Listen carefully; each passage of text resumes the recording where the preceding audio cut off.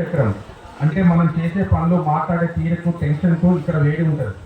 అది అసమానం వేడి అయితే ఏమవుతుందంటే కాలిపోతుంటారు, అంటే నడుస్తుంది కనిపించే నరాలు. దానికి కావద్దు అంటే గంధం పెట్టుకోవాలి. గంధం పెట్టుకుంటే చల్లగా అనిపిస్తుంది మీకు. కాసేపటిగా ట్రై చేయండి. చేసిన తర్వాత ఏం చేయాలంటే అబ్బా అనిపిస్తుంది, మీకు హ్యాపీ అనిపిస్తుంది. అప్పుడు కుంకుమ పెట్టుకోవాలి. కుంకుమ పెట్టుకుంటే అమ్మవారికి ఆంజనేయ స్వామికి ప్రతిరూపం శక్తి. తర్వాత మీరు చెప్పే మాటలు విని మీరు పోయే పని సంకల్పం కార్యసిద్ధి కావాలి కదా. మనం ఒక దగ్గరికి వెళ్ళాలంటే రోడ్డు ఉండాలి, లేకుంటే జంపు చేసి వెళ్ళలేము కదా అసమానం. మన మాట విని మన పనులు కావాలంటే ఎల్లో కలర్ గంధం పెట్టుకోవాలి. దేనిపైన? రెడ్ కుంకుమ పైన.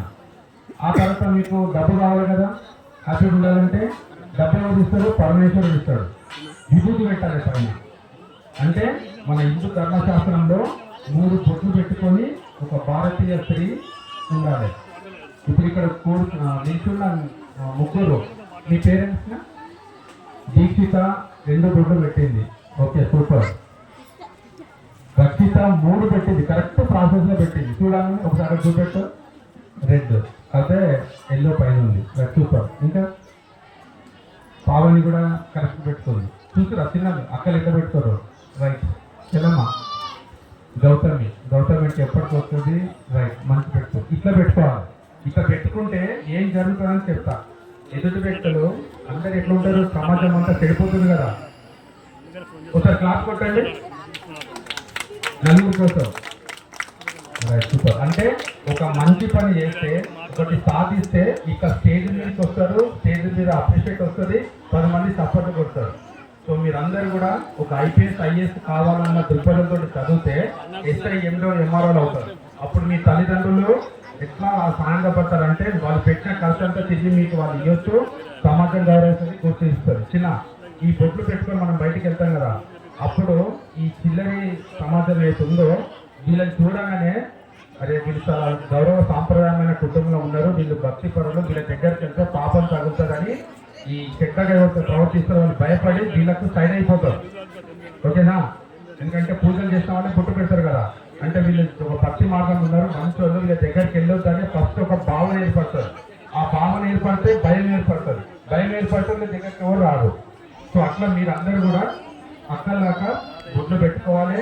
ఉదయం చెప్పగానే మనం కాలు పెట్టాం కదా భూమిపై, డైరెక్ట్ కాలు పెట్టొద్దు. మనం నిలిచినామంటే భూదేవి పంచభూతాల్లో ఒక అమ్మవారు. ఏం చేయాలి?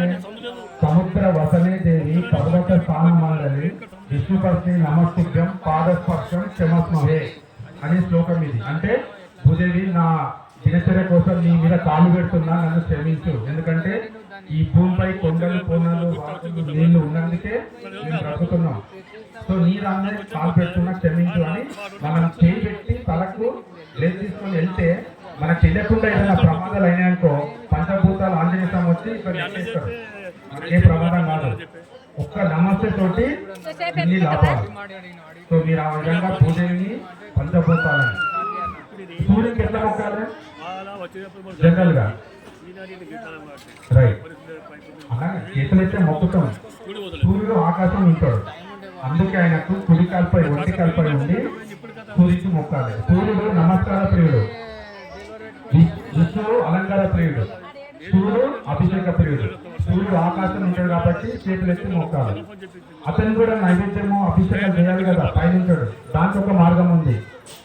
రాగి చెంబులో పసుపు కుంకుమ ఎర్రపూలు అక్షంతలు వేసుకొని మీరు మంచి తలస్నానం చేసుకొని సూర్యునికి ఆర్గ్యం ఇవ్వాలి. అంటే వాటర్ లేచి పైకి విత్రాలే. ఆ నీళ్ళు ఎక్కడ పడాలి? చెట్ల మీద పడాలి, ఈ కాలం మీద పడద్దు.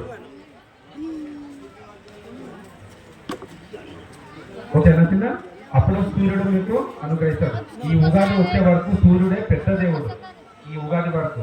కాబట్టి సూర్యుడికి మొక్కాలి, భూదేవికి, మీ తల్లిదండ్రులకు, గురువులకు, గొప్ప వాళ్ళందరికీ హెల్ప్ తీసుకుంటే మీకు చదువు వస్తుంది, మీరు గొప్ప ఆఫీసర్లు అయ్యి ఈ అంతపురం నుంచి ఒక కలెక్టర్ ఎస్పీలో రెడీ అయిందని చెప్పి మీరు అందించాలి. ఓకేనా? Thank you. ఈ ఆలయంలో 2 రోజులుగా ఇంత అద్భుతమైన